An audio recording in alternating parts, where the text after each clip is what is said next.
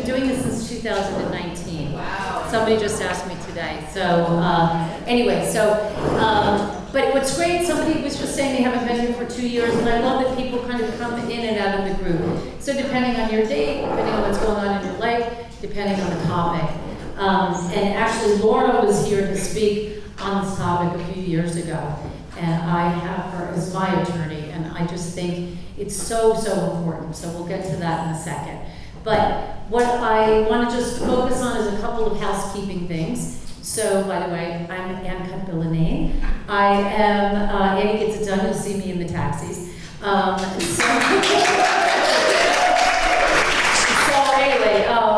anyway, like I said, I started this in 2019. It came from a taxi ad about me looking for love, not selling real estate, which was actually pretty funny. And women were writing to me and saying, you know, men weren't writing to me. They were writing me, they were calling me from jail, but they were not, they were not writing me. Well, they were actually, but like in Omaha or something. Anyway, but women were writing me and came up to me on the streets and said, you know, that was just so brave of you to say. And I said, well, what exactly was brave about it? That I said I was looking for love, and they said, yeah. And I said, because I said I was 56 and fabulous, and they said, yes.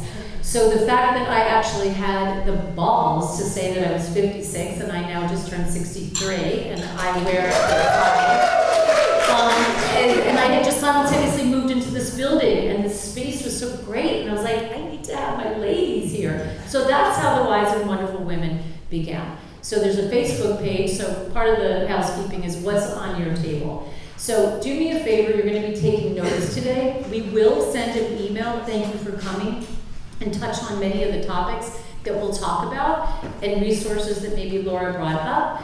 But we also record it, so it's being recorded right now. So you can go back on the Wise and Wonderful Women's website, look at any of the video library.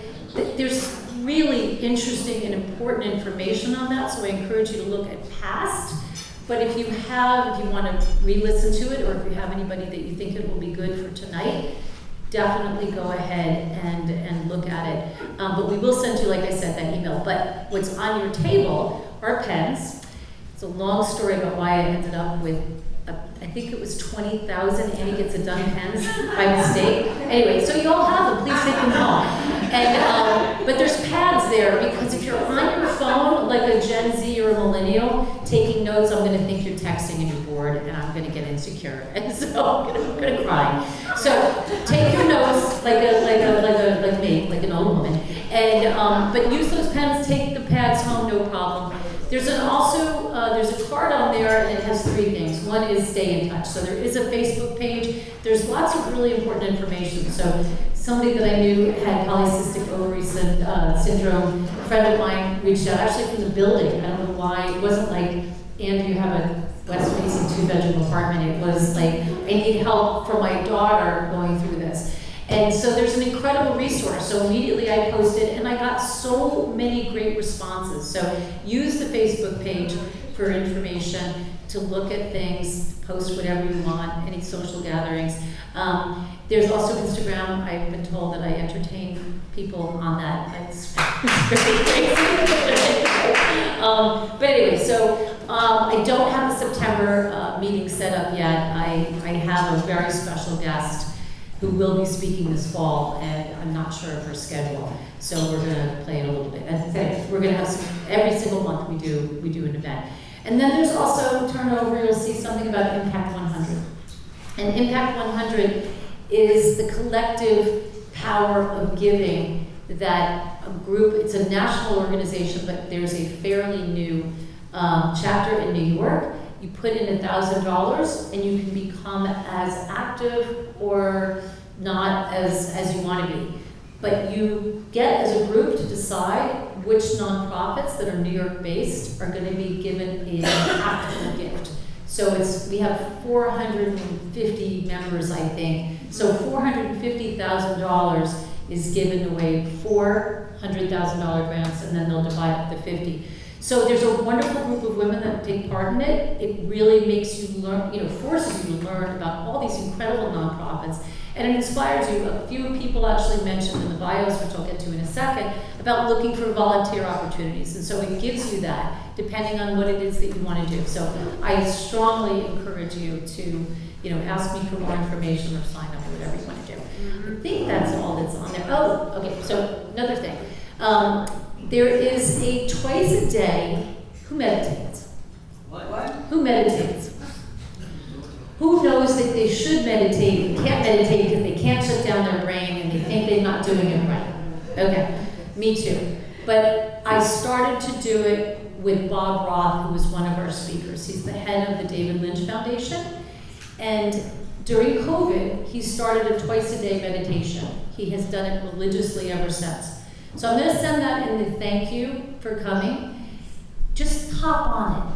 You're not, you should, yes, take the class. You can go online and learn about it. But I am telling you, for your mind, your body, it really makes a difference. And you don't feel it necessarily right away. But the fact that I know for me, I have to have a schedule. I've got to do it at 6 or at 7. And it's like every hour. So if you miss the 7, you do another one. So I'll send that to you. And then we also have the Wise and Wonderful, the second annual weekend, which is going to be again on January 10th and 11th.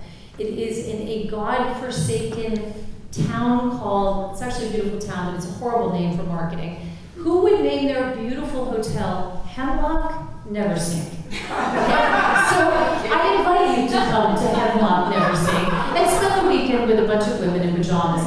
But we had the best time. So there's 32 rooms. I didn't take all 32. I was nervous that people wouldn't come. We sold out the 30 or 28 that we had. I know everyone that came last year, if they can, they're going to come again. But I encourage you, I'll send the information out. It is a wonderful way to start your year, setting your intentions, meeting great people, and really getting your year off to a good start. So I think that was pretty good for remembering what I was talking about. Oh, one last thing. Make sure that you take the flowers off the table. Do not take the vases, but make sure you take those home. And there is an incredible workshop, October 5th and 6th, in Kripalu. Who has been to Kripalu? Right? It's a great place. It is boosting your immune system. So not only is it a gorgeous time of the year to be up there, it's healthy food, wonderful people, there's meditation, there's yoga, you can do whatever you want, you can sleep in. But that Dr. Elizabeth Moran, she is amazing. Now, I took it last year, I'm going to take it again. I will tell you, it is the best money you will ever spend. It will change your life, because if you change your health and you boost your immune system, it will change everything about your life. So I encourage you, I'm going, you want to just tag along, you just sign right up. Okay, so last but not least, those bios. Who loves reading the bios the night before? I love it, right?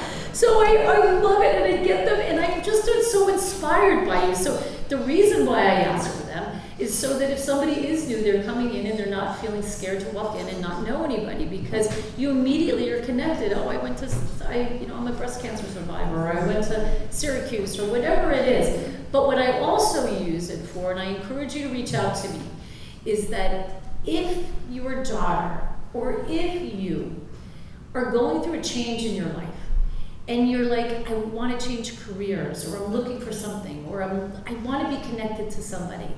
I don't just send this list out, but I've got a master list. We're about over 2,000 women now.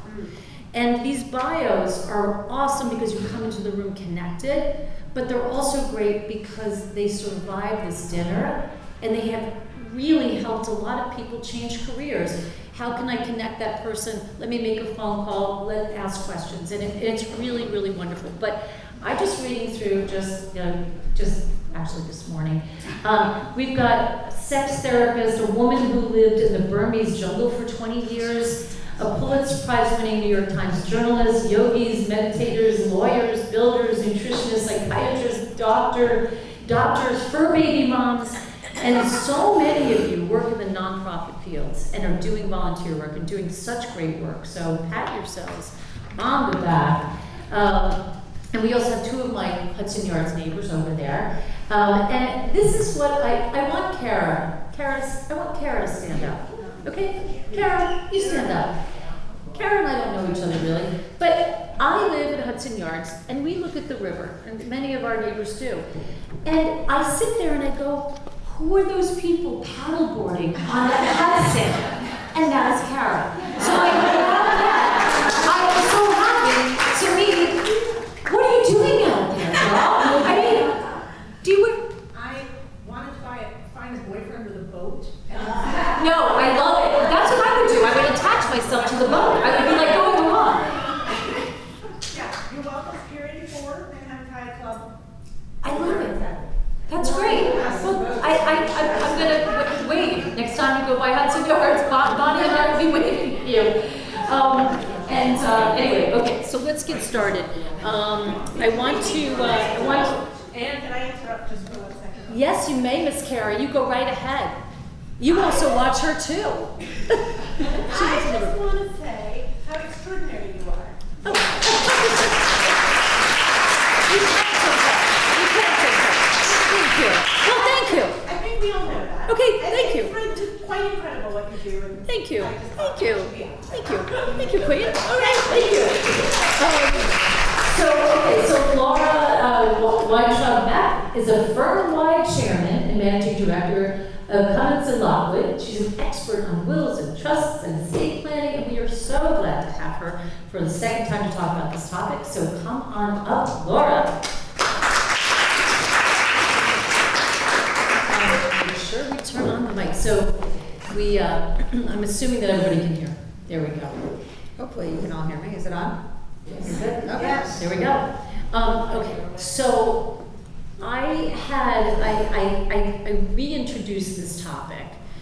There are people that will think, by the way, we've never had rain, ever. Oh, come on. I swear to you. always have rain. No, during it's wonderful. How many times have you ever come to this dinner in the rain? Really? Yeah, okay. It's fine. It's like it's moving. Okay. So I wanted to reintroduce this topic because at the beginning of June, my cousin, who had been married for 55 years, had a very sudden stroke-like heart attack and is in the hospital. She is on her deathbed. And her husband of almost 60 years didn't know who her healthcare proxy was, didn't really know what she wanted in terms of being married, and was grasping to make a decision that she would have wanted. Her son finally found, thank goodness, her kind of healthcare directive. And it said, no intervention, no food, no drink, like the whole list. And it gave him peace to know that he was doing what she wanted. And it was a gift for him and for her because she was able to get what she wanted. So I just thought, you know what, we have to talk about this. Because if you've been married to somebody for 55 years and you don't know what the person wants, you need to. So just give us an overview of what you do. And the documents, not dumbing it down, but keeping it super simple. What are the documents that we must have? Okay. So what I do every day is talk to people about death and dying and incapacity. It's so much fun. People love it. So essentially what estate planning is to me is it's about taking care of the people you care about, making sure that when you're not around to take care of them, they are taken care of the way you would want them to be taken care of. And that includes you. So if you die, obviously, that's part of what estate planning is. Are your assets going to the right people? Are they going with the right level of controls? If you're leaving things to people that need a trust, is the trust set up properly? Or do you have the right trustees? If you are facing an estate tax, of course, it's also about making sure we implement it in a way that's tax efficient. But also thinking about what if something happens to you, but you don't die, you're incapacitated. Have we done things to make sure you've taken care of one of the people you care about? You. So it is things like you mentioned, an advanced medical directive to say what you would want if someone has to make medical decisions for you, to give them guidance and to say who that person would be. It's also things like power of attorney, someone who can manage your financial affairs for you if you're not able to manage them yourself, whether that's a short-term thing or a long-term thing. Sometimes that's also done with a revocable living trust where your assets can be managed for you. Essentially, I can't tell you exactly what you should have. Everybody's got a slightly different situation, and some documents may make more sense for you than others. Some may need to be more complex than others based on what you want and whether you have tax planning to do. But what everybody should have is a plan that says, if I suddenly cannot take care of myself any longer, who is going to be managing my finances, paying my bills, making decisions for me of a legal nature or otherwise? And do I have the right documents in place to authorize them to do that? If something happens to me and I can't make decisions about my medical care, whether they are things like end-of-life care, a living will, do I want to be kept alive? You know, if there's no chance of recovery, do I want to have extraordinary measures or not? But also, what if I'm incapacitated, I have dementia, or I suddenly have a stroke and I can't make decisions for myself, even if they're not the end of life or what I call the pull the plug decisions, but other kinds of medical decisions. Who is going to make those decisions for me? And have I put that in writing in a way that's legally enforceable so that the hospital knows to listen to this person and not that person about my wishes? Right. One of the things I just want to say is that if you don't have the ability for somebody to access your finances and you are incapacitated, no one can pay for it, right? They can't get, so, sometimes there's a concern like, do you put a child on your bank account? My answer is no. Okay. My answer is no. You want a power of attorney. Okay. You want something that says, this is the person that can do it, but unless and until I need them to do it, they don't need to be involved in my finances. That's true for a couple of reasons. Number one, So would there be a concern that if somebody's got a power of attorney for, because there's multiple, you check the box on a multiple of different things. Can I do banking? Can I do some real estate? Whatever it is.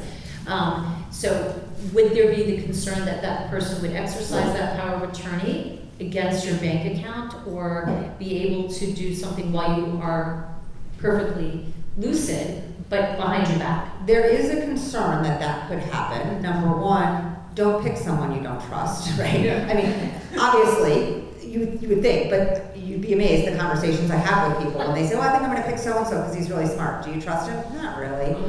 Okay, maybe not so much. But to be fair, if you put somebody on your bank account, they can go in and wipe you out in one fell swoop. No, 100%. Right.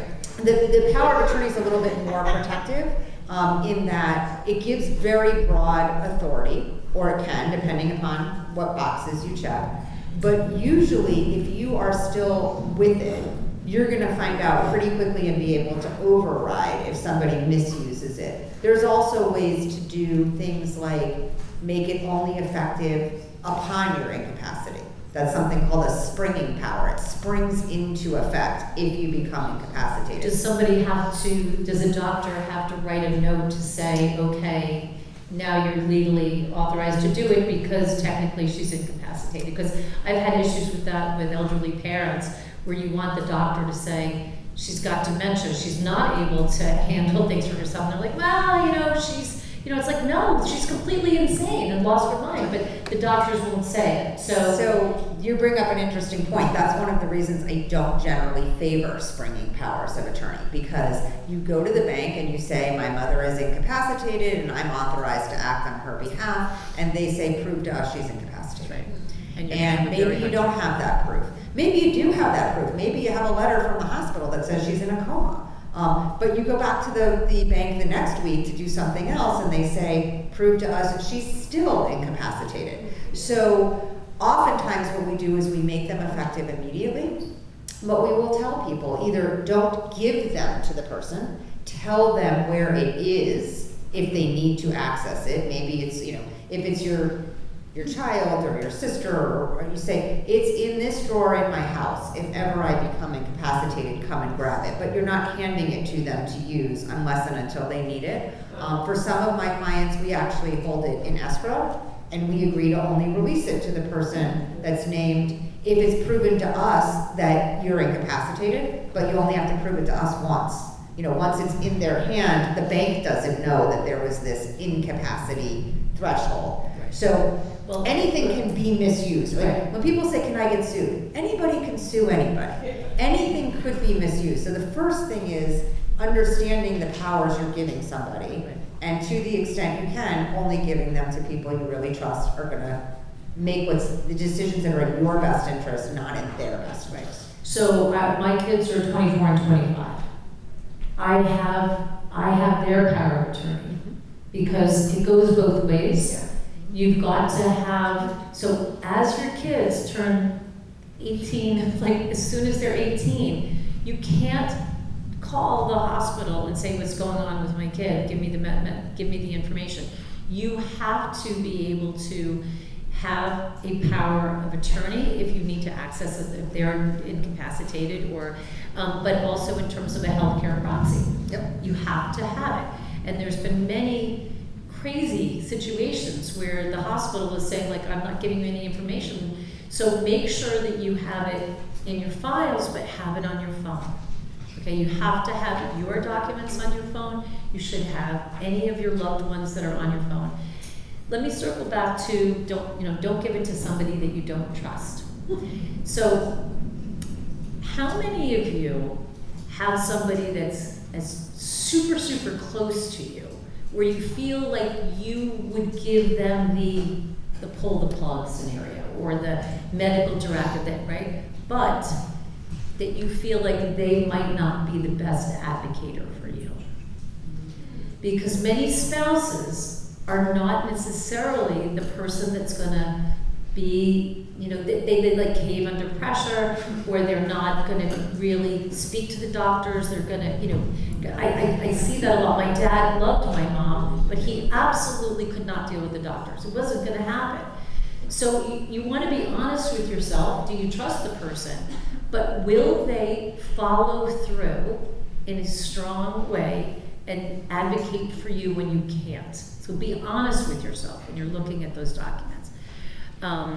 So healthcare proxy, what is the difference between a medical directive and a healthcare proxy? Really? Or are they the same? So usually what you see is something that can be called an advanced medical directive or something like that. It usually contains two very different things that overlap, which is a living will and an appointment of a healthcare proxy or a healthcare agent. So essentially, it's usually page one is the pull the plug scenario. If I am terminally ill and unable to communicate, or permanently unconscious in some kind of vegetative state, I want or do not want the following extraordinary measures.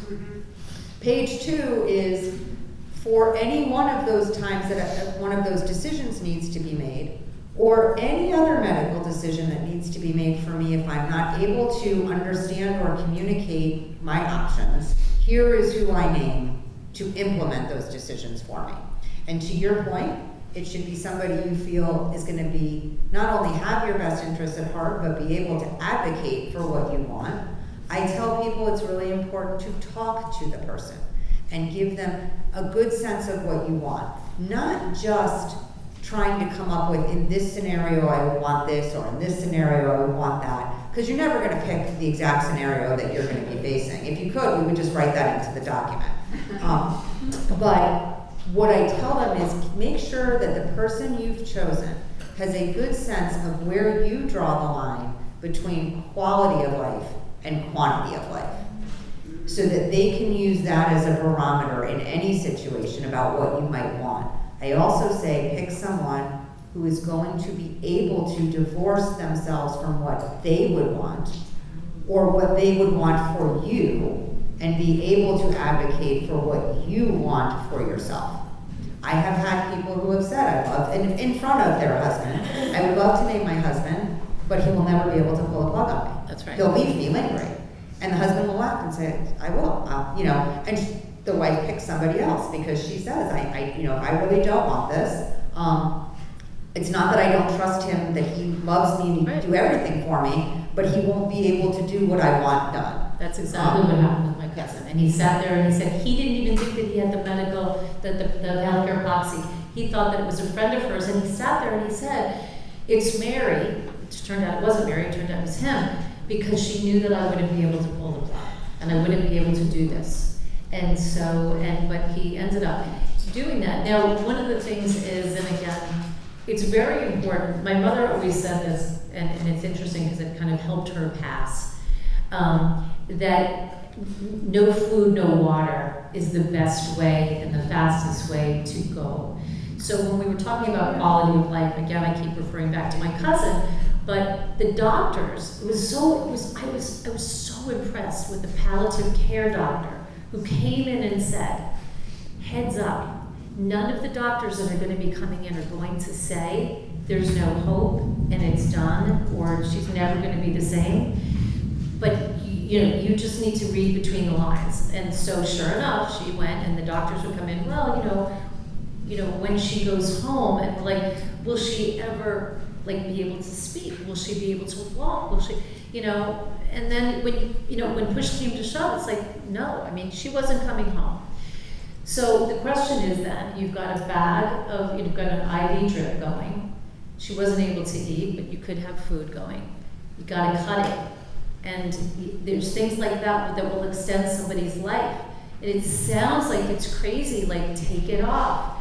But if that's what the person wants, and I'm not saying that that's what you need to do, but if you really feel like that's somebody that they don't want to be in that state, then you have to really make a proactive, you have to, and work with the doctors, and they're good with it. They're much different than they were even 10 years ago. They will help you, but you have to drive that bus. And they will keep that person there for a long time, or then you'll end up in a rehab facility. So you really have to be proactive. So medical directive. So when you have that, Can I circle back? Sure. You were talking about. I think it's important to talk about this, and I've always thought it was important. I think it's even more important now that it's happening to me. And you and I talked about this a little bit last week. Being in the sandwich generation of not just what do you need for yourself, but what should you be making sure your parents or your aunt or uncle or somebody who you're helping who's older needs to have, and also what do you want to make sure that your young adult children have. And so talking about the 18-year-old. When your child turns 18, or when a grandchild turns 18, they are no longer a child. You no longer have the right to access their medical information without their permission. You no longer have the right to make medical decisions for them. 18 years old, they're on their own. And if they go to college, or if they're off somewhere and they get hurt or they're sick, you're not getting a phone call. And if you find out about it and you say, tell me what's going on with my kid, the answer is going to be, I'm sorry, I can't. Unless you can show them that you have the legal right. So my kids, when they turned 18, and like the shoemaker's children have no shoes. It took a long time for me to get a will in place, but the day they turned 18, they were in my office signing the documents I had put in front of them. Number one, a healthcare proxy, where they said,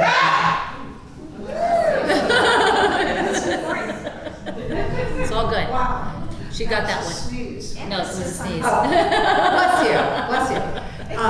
Number one, a healthcare proxy, where they said that my husband and I, their father, were able to make medical decisions for them if they weren't able to. Number two, a document that said whether they were in that situation or not, where they weren't able to make their own decisions, we had the right to their medical information. So if they're capable of making a decision themselves, but I still want to talk to the doctor who's treating them, I have a piece of paper that I can show they have waived their HIPAA rights with regard to me, and the doctor can talk to me.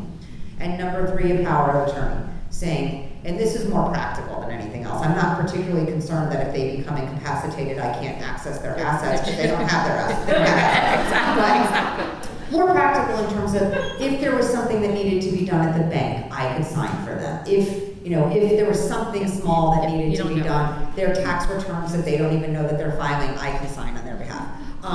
So those were 3 things that they signed the day after they turned 18. Both of them laughed. One of them asked me what they were signing. The other one was just like, I know I have to do what I'm told. But both of them laughed and said, so this means I'm not an adult anymore. And I was like, yeah, you had your 12 hours of freedom and now I'm back in charge. It's, you know, it's somewhat like that. It's not that I want to take control, but we're all accustomed to, as are our children, that mom and dad can help me when I need help. And if you can't, that's suddenly very frightening for a parent and also very frightening for a kid.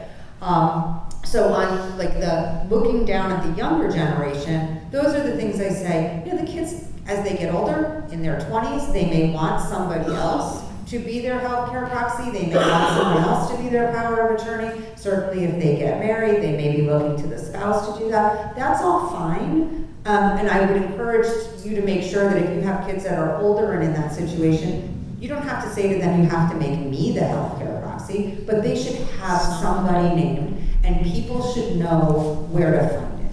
And again, the people that they name should know that they've been named, because if you want them, ta-da! The good news is it seems to be getting lighter. It's always moving. So, okay, but You so- want them to be able to have the same conversation. Okay, so healthcare proxy, you have more than one though, usually, right? Because if you go to, pardon me? Put your mic on. Sorry, if you go to call Joe Smith and Joe Smith isn't available, it goes to the second person, is that correct? Yes and no. If they call Joe Smith and they get his voicemail, they're not going to the second person. They're gonna try and find Joe Smith. Like, your first choice should be, the person that they talk to, unless they really can't find that person, or it's truly an emergency where they need an answer right away. Usually in that situation, they're making their best guess anyway. But again, if you or your child or someone else you're talking to about any of this says, oh yeah, I named my best friend as my healthcare agent, the next question should be, did you talk to your best friend about where you draw the line between quality and quantity? Right, because whoever your kids or anybody names, you want to make sure that person knows they've been named and that there's been a conversation. I have had people come to me and say, my sister, my cousin, my friend named me, is there anything I need to do? And my yes, go talk to them about what they would want. So that's looking down at the younger generation. Same thing holds for the older generation. If you've got parents or aunts or uncles or a neighbor who you're helping, make sure they have done this. Make sure they have somebody named who can make healthcare decisions for them. Make sure that person, whether it's you or someone else, knows where the documents are, knows that they've been named, and has had that conversation with them. Likewise with the power of attorney. It's a little bit more frightening with older people because a power of attorney could be misused if they've named the wrong person, and they may not notice as quickly as somebody who's more attentive, but it's important that they have someone who can help them manage. And to your point, people often need that help long before they're legally incapacitated, long before the point when a doctor would say they're incapable of managing their own affairs in total. You can have a very broad spectrum of what's incapacitated from a legal standpoint, where you're like technically not allowed to make your own decisions anymore because you're determined not able to, versus unable to attend to your affairs in a current and appropriate way. So you're never going to get a doctor to say that somebody who's forgetful and forgets to pay their bills and the lights get turned out on them is necessarily completely incompetent, because they might be competent on a lot of things, but they still are going to need help. And so that's where you really want to make sure they've got somebody named to do that for them. Also, if you're dealing with elderly people, statistically, they're more likely to die sooner than somebody who's younger. So you want to make sure that they have put their affairs in order to the extent they have assets. Make sure they have a will, or a will and a revocable living trust that says what happens to their assets when they die. You want to try also to do it, like you were saying, kind of earlier versus later. Because I just found the personality changes that happened with both my parents. They became a little bit more paranoid, a little bit more belligerent. My dad kept saying, I just finally broke down and said, I want to be able to take care of you. He was like, my will is all in place. You get whatever it is. And it's like, I'm not worried about the will. that will make life easier in terms of being able to divide everything up. What I am worried about is being able to access funds to take care of you, because I can't take care of you if I can't get to your money. And if you think that I'm going to take your money, we get a bigger problem here. But you know, it took a really long time. And it brings up a lot of feelings, and a lot of the time people don't want to go there. They don't want to talk about death. They don't want to talk about maybe I don't trust you. They don't want to disclose where their accounts are, where the money is, and you don't have to do that, right? But you do kind of have to know where funds are. You know, you have to have these conversations, because it'll be good for you and it'll be good for them, and you can come from that place. You know, I want to be able to take care of you, and how do I do that if I don't have these documents in place? And you can reassure them that you can take them to an attorney who they can speak to without you in the room. Any attorney who is worth their salt is going to say, I want to talk to mom or dad without you in the room, to at least make sure that they don't tell me something when you're not in the room, that they, you know, weren't saying when you were in the room. But also, you know, the attorney can then be the repository of any information that they know you'll eventually need, but they're not comfortable sharing. I have clients, you know, who I know more about their finances than their adult children do, because they had to tell me so I could do proper planning for them. But there's no reason for their kids to know how much or how little they have right now. But the kids know that there is somebody who has that information if they need it. And that's another way you can approach it with a parent who's maybe reluctant, is to say, I'm not asking you to tell me all of this. I'm not saying I have to sit in the room with you when you're talking to the lawyer, but I want to make sure you get this done. Right. So in terms of a will, because I mean, I happen to think that the healthcare proxies and the directives are so important, because I just want somebody to pull the plug. If anybody wants, let me be very, very clear, pull the plug. And my kids know that. They're like, you close your eyes, we're pulling the plug. They're getting in line. But in terms of the will, so what's the importance of it? I'm not going to ask people to raise their hands, because I did in our last meeting, and I just said, who has a will? Who doesn't have a will? And there were a lot of people that don't have a will. So what's the basic thing that you have to do? If you don't have millions and millions of dollars, but you want to just make sure that your assets go to the people and the organizations that you want them to go to. So you need, at the very least, a will that says that. That says, this is where I want things to go. You don't have to list everything you own. You don't have to say, you know, my red chair goes to my friend down the hall, and my bank account at Bank of America that ends in 853 goes to one daughter, and that ends in 854 goes to the other. In fact, I discourage that, because you might move your stuff to another bank, and your will doesn't cover that. Usually people will say, I want everything to go to my children in equal shares, or I want X dollars to go to each of these people, and then the rest gets divided up by percentage to other people or charities. You can divide it however you want, and do it by dollars and do it by percentages. You don't have to list every asset, but you want to have something that says, when I'm gone, here's who's supposed to get it. If you're leaving it to people that you think need it to be in trust because they can't manage it themselves, maybe they're too young, maybe they're irresponsible, maybe they might get divorced and you're concerned that you want it protected, you can have a trust set up that gets it on their behalf. So part of it is figuring out not just the who is getting things, but how are they receiving it? And if that's the case, who's going to be in charge of it? Who's going to be the trustee of that trust for them? That's all in the will, as is naming an executor, the person who's going to be in charge of making sure that everything in the will actually happens, that gets carried out. Once again, who is the organized, follow-through person in your life, not your sister or your brother or your kid, that is not going to do it? Because we talked about that. It's like, you know, because you're the lawyer and then you've got an executor. Because I said, well, how involved do you get? Because you can imagine, as a real estate broker, I'm dealing with a lot of trusts, a lot of estates. And so I recently had someone that passed, she didn't have any family, And the lawyers were very involved, and, you know, they were hiring the cleaners and the auction house and all that kind of stuff. And, but I was saying, like, how involved do you get? And you were saying, tell me what you said. That it really depends on the executor. So the executor is gonna usually hire a lawyer to help them. One question becomes, you know, how much does the executor want the lawyer to do on their behalf? And so I originally said, it doesn't matter if your executor is capable of doing all these things himself, but they have to be capable and comfortable of working with the people that need to do it if they're not gonna do it directly.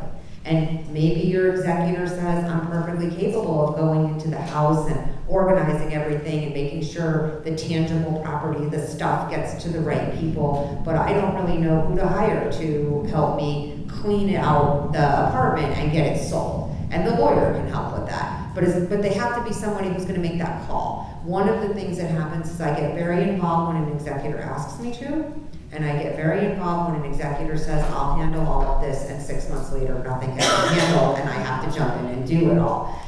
Ideally, you have somebody who's either willing and able to do it all and does it, or somebody who says early on, this is what I'm gonna do, and this is what I want you to do, and I'm comfortable dealing with professionals who are gonna tell me and give me advice about, you know, what to do. Do you pay an executor? Executors are typically entitled to compensation. Some take it and some don't. Is it a percentage of the estate? Is it In New York, hourly? in New York, it's a percentage of the estate, and it's based on what the statute says, and the percentage is different based on the size of the estate, and I do not have it memorized, so don't ask me. In some states like Connecticut, Connecticut is what's called a reasonable compensation state, where the executor can determine what they think is a reasonable amount based on the size of the estate, the work that they did, and then the court will approve or not the amount that's taken. If you're naming somebody, if you're saying I'm leaving everything to my 2 daughters, and I'm making my 2 daughters the executors, they have no reason to take the compensation. The compensation is taxable income to them. And it's just taking away from the inheritance that they're getting that isn't taxable income. But for example, if you have 4 kids and you name one to be the executor, that kid should take compensation. They're doing work. How much compensation depends on how much work, but some of, you know, settling an estate can be very involved and very time consuming, and sometimes not. So the compensation should really be based on the work done, and also some liability.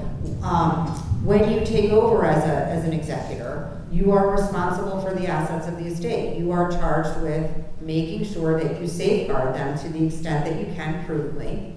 You're not charged with making them grow. You're not supposed to go put them in the stock market and try and like double them in 6 months, but you are responsible for acting prudently. And if you don't, if you say, oh, I saw it was all in one stock and I didn't get around to selling it, and now that stock is tanked, and you know, that's on you, and you can be sued. So people typically take compensation for the work they're doing, but also for the liability that they're taking on. They get compensated for that. Can I ask a quick question? A lot of questions. I obviously said something that didn't make sense. What, if you have 2 kids, do you recommend splitting the responsibility like you said? It depends on your kids. So if they're both capable and you trust them both? Family dynamics, it really depends on your kids. Some people will say yes, like both of my kids are local, they'll work well together, let them both do it. Some people will say both kids are, you know, responsible, they can both do it, but one's out in California and has a really busy life, and one's here and more able. It really depends on your family. I do say if you have like 6 kids, don't name all 6. It's too much to have like every time something needs to get signed, you need to have 6 people. Right, because as an estate, like when we're dealing, because, you know, usually a piece of real estate is the biggest, well, it's a very big part of the estate. And so when we have multiple, we have like 4 brothers that have to deal with it, I'm telling you, it's really hard. And also when you have, you know, I mean, do you have to all agree? Because let's say, because I do have 4 brothers and we got to a thing, and they wanted them all to agree. But would they have had to agree? It depends on what the will says. The will can either say What happens that if it has they- to be the will says- unanimous, or the will says that it's a majority, one or the other. Okay. So I have a question. Eldest son is named the executive of the estate, but then everything's put into an irrevocable trust with 3 trustees. Who supersedes who? The executor or the trustees of the trust? When you die, whatever's in your name will be controlled by the executor until the executor does what the will says and puts it into the irrevocable trust. Everything was put into the irrevocable trust. So the executor really has no role because there's no assets for the executor to manage. The executor would still have some job. You may have, when you die, debts that still need to be paid. Presumably there's something in the estate. Most of the time, people don't die with literally nothing in their name, so the executor may have some assets they still have to control. Executors often have to do things like sign your final income tax returns, and they have a role that wouldn't automatically be the trustee's job. But if you truly die with nothing in your name, everything you own has already been put in trust, you wouldn't even probate the will and have an executor because there'd be no job for the executor to do. So do you advocate putting things into an irrevocable trust if the people were still cogent before they die?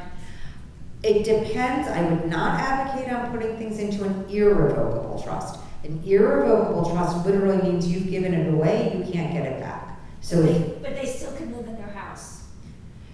possibly, it depends on how you drafted that trust. We just don't want to get too Yes. specific, so if you have it, let's keep it broad, okay? But I think it's important to, let's just talk about revocable trusts, which are sometimes called living trusts or revocable living trusts, versus irrevocable trusts. Irrevocable trusts are trusts you set up where you're giving things away when you put them into the trust. You are making an irrevocable gift. Maybe you're giving things to a trust for your child or your spouse or your grandkids. When you make that gift, you no longer have access to those assets. The trustee then decides how and when, based on what the trust says, how to distribute it to the named beneficiaries, but it's not yours anymore. A revocable trust is a vehicle that is what it sounds like, revocable. You create the trust, you can amend it, you can revoke it whenever you want until you die or become legally incapacitated. You can put things into that trust or take it back during your lifetime. So, for instance, a piece of real estate, you can take, because we were talking about this, you can take a house, it can be put in my trust, the two benefactors of the trust are my kids, like if Beneficiaries, yeah. beneficiary, but it does not, Well, so when I use it as an during- asset, During your lifetime, Right. you are the beneficiary of the trust. right, so I can use it as an asset, like if I'm getting a loan Mhm. for that in the name of the trust, what that does is it's able to then not have to go through probate. It just automatically will go to the two people that are the beneficiaries, which would be my kids. But during my lifetime, I'm able to, the house is my house, it's my asset. The revocable trust is essentially a different way for you to own your assets and still have them be yours. It uses your social security number. It's like your alter ego, which is very different than an irrevocable trust when you've given something away. People also often use the revocable trust to avoid probate. They put everything in the trust or a lot of things in the Makes trust it a before lot they easier. die, so there's less that has to be moved around by an executor. They also sometimes use it for incapacity planning. So if you have a trust that's for your benefit during your lifetime, And let's say it's money in a bank. Yeah. It doesn't have to be a piece of real it estate. could be a mix of things. It could be your house and money in a bank. And it says, during my lifetime, I'm the beneficiary and I'm the trustee, I'm in charge. But if I ever become incapacitated, here's the rules for the next trustee who I've named and how they manage the assets for me. It's another way of potentially planning So for what if you it's not become doing the incapacitated. power of attorney. It's by. You would do the power of attorney also, but it's a better way long-term to manage things for somebody. If you never put anything into your trust and you become incapacitated, the person who has power of attorney can use that to move the assets to your trust where they can be managed. And usually, you're naming the same person in the power of attorney as you are naming as the trustee of the trust to manage things for you if you're incapacitated. So they work together. So, and the reason, so here in New York City, obviously, the vast majority of real estate are co-ops. And co-ops have historically not allowed you to put a co-op in the name of a trust. But they are getting with the program because they have to be competitive with condos, which you can do, or a house, of course, that you can do as well. So that's an important thing. If you have currently sometimes co-op boards won't allow you to buy in the name of a trust, but they'll allow you, once you're in the building and you have a history that you've been paying your maintenance, they'll allow you to switch it to a trust. And again, as long as it can't be a bunch of trustees with, it depends on how the trust is written, so that it's yours and it's not crazy cousin Harry that's gonna be living in the apartment. But it is allowed to be done. I just wanna ask you one more question. The, what was it about the wills, trust, Co-op, state. no, sorry, go ahead, sorry, Mona. I just was curious, a lot of times you could just have pay on death, right? You have the beneficiaries of your accounts. So if you have a co-op, which I do, for example, and I do need to set stuff up so people can pay the bills, right? Which would be the power of attorney. Okay. Well, if you're still alive, power of attorney. If you're dead, the power of attorney doesn't apply. Then you need a what to do? Then it's the executor under your will. Executor, okay. So, my question is about the co-op. If you move your co-op into a trust, don't you have to go through a closing expense process again, or pay closing costs or something? So if you move it into your trust while you're still alive, if the co-op board lets you, and that's a big if, although more and more of them are allowing it, it usually is, there's usually some expense. They usually want their lawyer to look at the trust, and so you're paying for some fees, but it's not a whole closing. Okay. Usually it's just, in my experience, it's been whatever you have to pay me. If it's my client and they want to move it into the trust, the co-op board's going to be, or their lawyer's going to be communicating with me. We want to see this part of the trust. We want you to certify the trust is X, Y, and Z. Sometimes they will want a guarantee from personal guarantee. But I still you have have to- money but, yeah, hold paying. I still have debt. But that's okay, you just have to speak to your bank. You don't have to have a whole closing. No, Okay, thank no, you. but question though, do you have to, because now it's in a different entity, when you sell a piece of real estate, there's a city and state transfer tax, it's about 2%. I don't think you have to pay that. You don't have to pay that because you're not selling. It's a gratuitous transfer, so there's no conveyance tax because there's no fee, there's no price fee. And just keep in mind, right now, I think in New York State, it can take up to about 9 months to get probate. New York City is particularly difficult. It's Right. taking somewhere between 3 and 9 months to get wills probated, and during that time, the assets are frozen. Right, so the asset is frozen, you can't sell it, your maintenance is $5,000 a month, your real estate is tied up, and it's costing you all this money. So if you can switch it into a trust, you should, because it will save your estate a lot of money. Revocable trust, again, don't Revocable. give away all your Well, assets. first you're gonna hire Laura, Yeah, and you're yeah. gonna have Laura be your lawyer. Okay, 2 more questions, and then, go ahead. Is living trust revocable trust? So yeah, they're sometimes called a living trust, it's sometimes called a revocable trust, it's sometimes called a revocable living trust. They're all the same thing. What's really key is you don't want it to say irrevocable if you still want to keep the assets.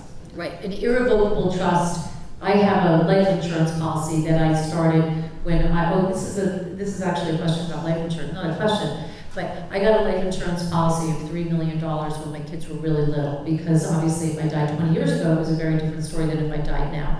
That life insurance policy was put into an irrevocable trust. Those assets, but I don't have those assets, but the life insurance policy was actually held in that irrevocable trust. And so it would go into there. One of the things that, again, now my daughters are 24 and 25, when do you give, and again, it depends on your kids. For me, I have a certain amount of money that goes to them when they are at the time of death. I've got a trustee, obviously they can decide if there was a life event that they needed it, but it's like something along the lines of 30, 35, and 40, kind of divided up. But there's also things that you can put in place that are, if my daughter gets married or is in a relationship and buys a piece of real estate, and she's using money from the trust, that asset has to stay in her trust name. And what it does is give guardrails, and again, you can guide, because there's a lot of different things to put in place, but for me that's important. it helps her to say, and again, not that she is a helpless female and she needs somebody to like tell her what to do, but it does kind of help her say, you know what, this has got to stay in my name. This is what the trust said, this is what it's got to be. It's just something that's just a little bit of a, I just want that to be for her. So, and that's my wish, that it would be for her. So, anyway, there's many different scenarios. There's that you different can ways help you with. can set up trust for people so that you can have some asset protection for them. I feel badly for you because you've been raising your hand over and over again. But I'm trying to figure out whether or not we need a trust for our real estate and our assets. Mhm. I mean, how do you balance that? Because 3 to 9 months, if you own your house and it's all paid for, really, it's not that much, what you have to pay. You have to pay your taxes. And your kids might even want to live in your house. So, I have a will, I have all of those other documents, but I don't have a trust. And I'm trying to figure out whether or not we need one. 3 months doesn't sound like much. Even 9 months is not terrible. Yeah, so I know Anne focuses on the real estate part of it because that's what she does. Well, My yeah. bigger concern would Our be. assets are more than our real estate. Yeah, so that's what I'm saying. So my bigger concern would be, and this is where I have a bigger concern with New York with my New York clients than my Connecticut clients, especially with the stock market being what it's been. What if you die with a brokerage account that has $500,000 in it, and the market's choppy, and your heirs are saying, we'd really like to sell this, But you can't. and they can't? Uh-huh. Right, and they're watching the market go up or down or down or down or down, and they can't get access to sell. And keep in mind, something important is, when you die, all of your assets get a step up in basis to their date of death value. So what that means is, if you bought a stock for $1, and it's now worth $100, and you sell it, you've got to pay capital gains tax on the $99 of gain. And when you're alive. When you're alive. But if you die owning that stock that you paid $1 for, and it's worth $100 when you die, your heirs get that stock with a new basis of $100. They can turn around and sell it the next day and pay no capital gains taxes. So oftentimes, the most prudent thing to do is sell liquid assets quickly after someone dies. But if they can't get the will probated for 6 months that says they're authorized to be the executors and do that, that's more of the concern than who's gonna pay, my electric bill for 3 months while I'm waiting for the probate. So yes, there are some concerns about if you've got high monthly costs on your property, that's one thing. But it's kind of anything you own could benefit after you're gone with more prompt attention than your executor might be able to give it if it's taking a long time to do probate. I don't want to scare everybody. New York City, New York County's surrogates court takes a really long time. Other surrogates courts, if you live in Westchester, it's generally not 3 to 9 months, it's generally like 1 or 2 months. But New York is getting, the courts are so clogged, it's taking a long time for things to get through in New York. To the point she made about having a POD or TOD on your account, does that happen instantly? So PODs and TODs, Yeah, okay, be clear. payable on death and transfer on death accounts, are immediately given to whoever is named. And I'm sorry, you can have a bank account that has that on there? You can have a bank account that says, that's a payable on death account. It's a beneficiary designation, just like you have a beneficiary designation on a life insurance policy or something. Those can be good or bad. And I say good or bad because if you say, I've got 3 kids and one's really responsible, so I'm gonna have a payable on death account, so when I die, the responsible kid gets the cash in that account and can use it to pay my bills, that kid could just take the money. Maybe they won't, but maybe it's not clear to them that that's what it was for. Maybe they just think they were your favorite and they got more money than the others. You don't know the things I've seen people fight about, grown people fight about. So you want to be careful that it's not upending your estate plan just to have that convenience. There are reasons, if anybody in this room, and I will never ask a show of hands about how much money you have, but if you were facing an estate tax, if your estate is above the $7 million mark in New York, Okay, so there- just so we be clear, so if you You're have gonna an get mic up. sorry, I always talk so loud, sorry, this is really loud. Okay, so if your estate total assets is $7 million or less, there are no taxes due. Correct. If it's over $7 million, then you will have to pay estate tax, so that would be, You would have to pay estate tax to New York if you're a New York resident and your assets are over, it's really like 7.1 and change, but $7 million-ish. And if your estate is over 14 million, well, 13,990,000, which I like to call 14 million, then you would pay federal estate tax, unless it's going to a spouse. And I'm not gonna get into like complicated tax things, but only to say, if you have complex tax planning in your estate plan, having things in POD or TOD can upend a lot of that. So you want to be careful that if you already have an estate plan, talk to your estate planning attorney before you have any sizable amount of your estate going directly to somebody outside of the plan that the attorney put together for you. right, okay. Lisa, and then we're calling it a night. Sorry, I'm a certified hypnotist, and I think it's so important to say this out loud. When you are talking in front of someone who may be incapacitated, they are hearing every word. It is not being filtered through a conscious, it is going deeply into the subconscious. The perfect example is, my mother was in hospice.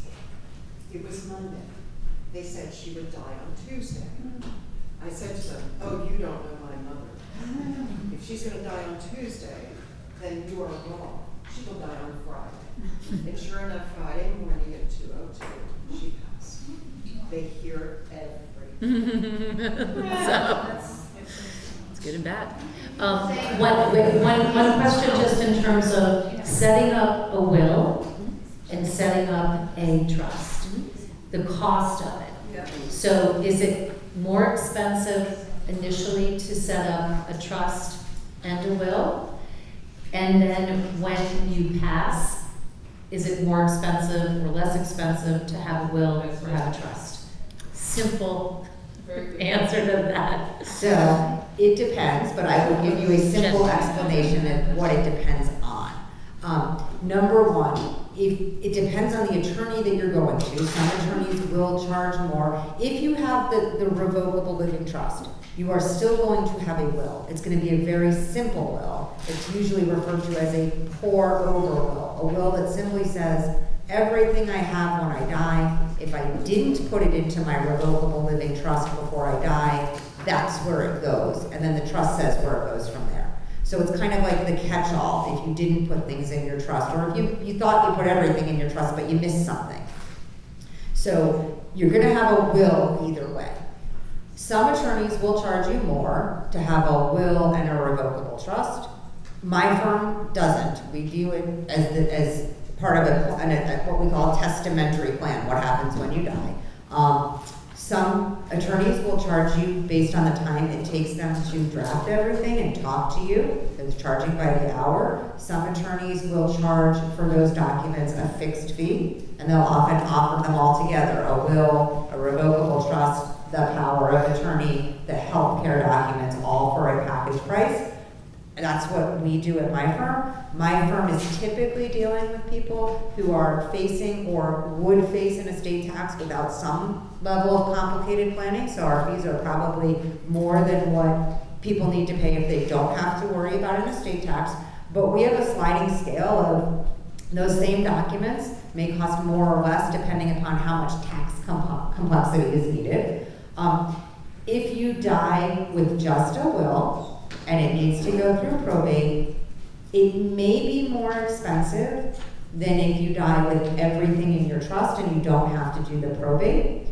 If you have the trust and you don't put anything in it, you're gonna have to go through probate to get everything into the trust, so it may or may not save you money at your death, and that Let's say depends. you have one account that's not in the trust, but everything else is in the trust, like, you still have to do probate? You still have to do probate. Okay. So the answer is it probably saves you something, but not a ton in New York if you are doing that. Every state is also different. Connecticut probate is very simple and very quick, and whether you use the probate court or not, they figured out a way to charge every state a probate fee, so you don't save a ton of money avoiding probate in Connecticut, but there are other good reasons that you might want to have a trust just to speed things up and make it easy. So it really depends.